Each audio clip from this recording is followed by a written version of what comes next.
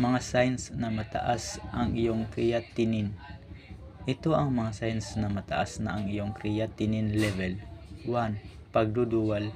2. Kinakapos na paghinga. 3. Mabilis na mapagod.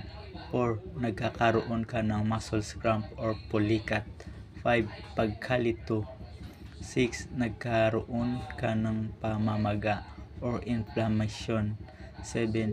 Mga pagbabago sa pag-ihi. 8. Paninikip ng dibdib. 9. Nagkakaroon ka ng alta presyon. 10. Pangangati. 11. Nawawala ang gana. 12. Madaling madisturbo ang pagtulog. 13. Pagbara sa pag-ihi. 14. Kahinaan. 15. Nagkakaroon ka ng diabetes. 16. Tuyong balat. 17. Pagkakaroon ng impeksyon sa bato.